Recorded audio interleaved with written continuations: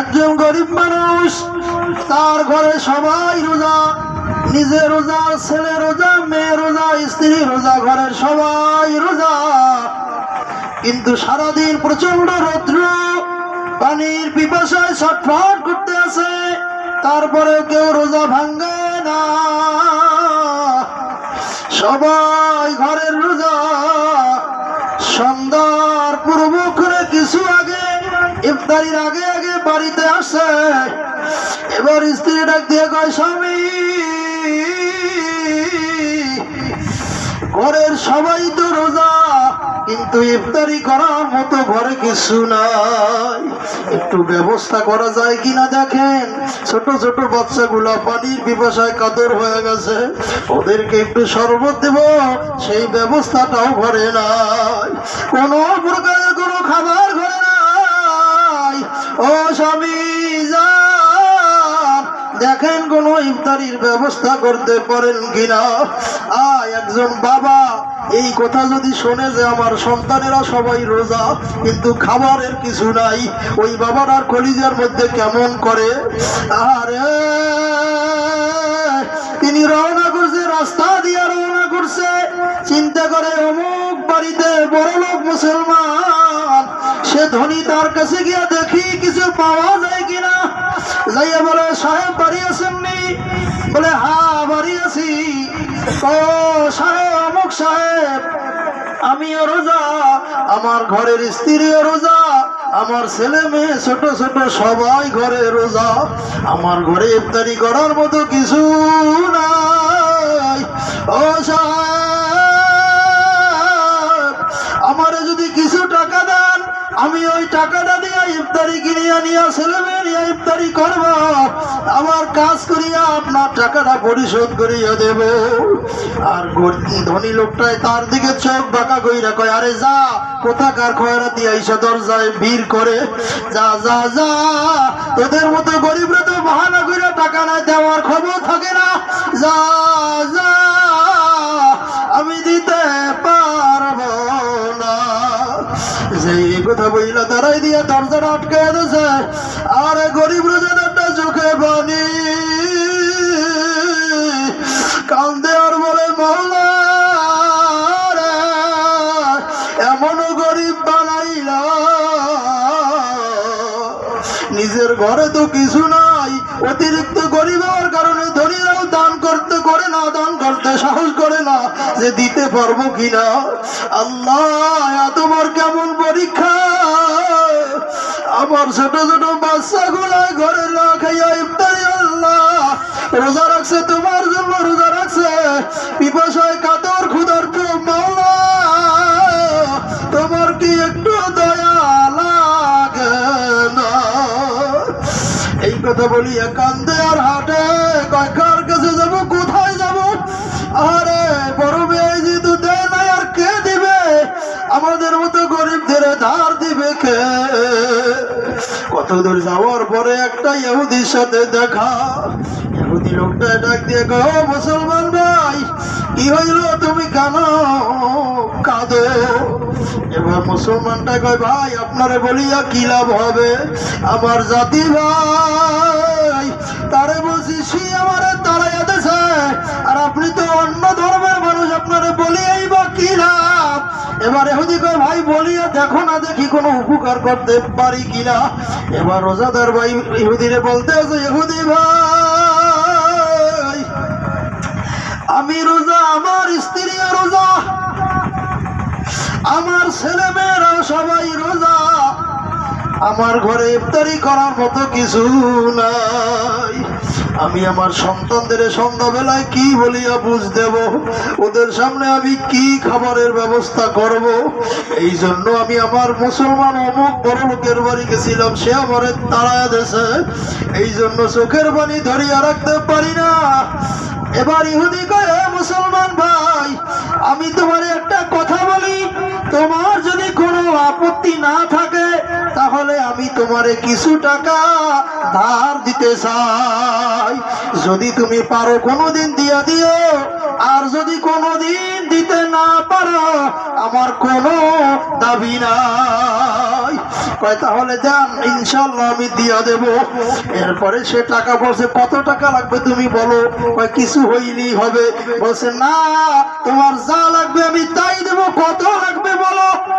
তারপরে বলছে সামান্য কিছু দেন যেন শুধু ইফতারি করতে পারি, এর বেশি লাগবে না। এরপরে সেই লোক, সেই ইহুদি ভাই কিছু টাকা তারে দিয়া দিছে।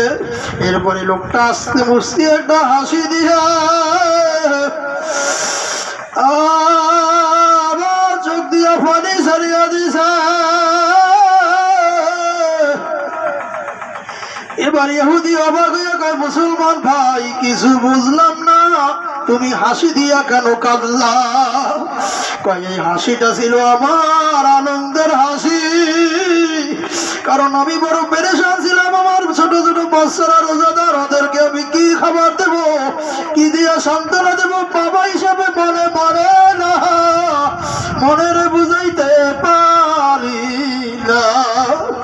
যখন আপনি টাকা দিয়েছেন তখন খুশি হইয়া গেলাম, আরে আমি সন্তানদের সান্ত্বনা দিতে পারবো খাবার কিনিয়া, কিন্তু কষ্টে আবার কান্না করিয়া দিছি। আপনি তো ইহুদি, আপনি তো অন্য জাতি, অমুসলিম, আপনি তো এর বিনিময়ে আমি আপনার কাছে দোয়া করব, আপনি তো বিনিময়ে কিছু প্রতিদান পাবেন না। এরপরে আপনি যদি মুসলমান হইতেন আপনার জন্য প্রাণ খুলিয়া দোয়া করতাম, কিন্তু আপনি তো আল্লাহর অমুসলিম, আপনার জন্য কি আর দোয়া করব, প্রতিদান কি বা পাইবেন? এরপরে ইহুদি ভাই মাটির দিকে মাথাটা নিচু করিয়া দাঁড়ায় রয়েছে, কোনো কথা নাই, হাইটা গেছে। এরপরে ওই রোজাদার ব্যক্তি ইফতার কিনিয়া বাসায় নিয়ে তার স্ত্রীকে বলে, বিবি রে এই ইফতারি নিয়ে আসছি, এইগুলা দিয়া ছেলে মেয়েদের ইফতারি দিয়া ওদের সান্ত্বনা দাও, ওদের নিয়ে খাও এইগুলা। এরপরে সবাই মিলিয়া খাইছে, খাইতে বসিয়া খাওয়া দাওয়া কইরা আর রোজাদার সবাই নিয়ে দোয়া করতে আছে, ও আসমানের মালিক, ও আল্লাহ মাওলা রে, আমার মাওলা রে, যে ইহুদি ভাইটা আমাদেরকে আল্লাহ কর্জ দিয়া উপকার করলো, তারে তোমার কুদরতি হাতে সমর্থ করিয়া দিলাম। আল্লাহ তুমি তারে তোমার প্রিয় বান্দা বানাইয়া নাও। সুবহানাল্লাহ। যখন এই দোয়া করিয়া ছাইরা দিছে, রাত্রি সবাই ঘুমাইয়া গেছে। এবার ওই যে লোকটাই ধনী মুসলমানের টাকা চাইছিল, ধার টাকা দেয় নাই, ওই লোকটা যখন ঘুমাইয়া গেছে, ঘুমের মধ্যে স্বপ্ন দেখতে আসে। তিনি স্বপ্নে দেখে যে কিয়ামত কায়েম হয়ে গেছে, কিয়ামতের মাঠ কায়েম হয়ে গেছে। মাথার 1 বিঘা দুপারে সূর্য, মুড়ুমা দুপারে সূর্য, আল্লাহ সূর্যটারে উপর করিয়া ফালাইয়া দিয়া কয়, সূর্য তোর ভিতরে যত তাপ আছে সব তাপ গুলা ছাড়িয়া দে। আজ এই সূর্যের তাপ দেওয়া শুরু করিয়া দিছে। আহারে দেখেন জমিনটা তামায় পরিণত হয়ে গেছে। আহারে মানুষের সূর্যের তাপে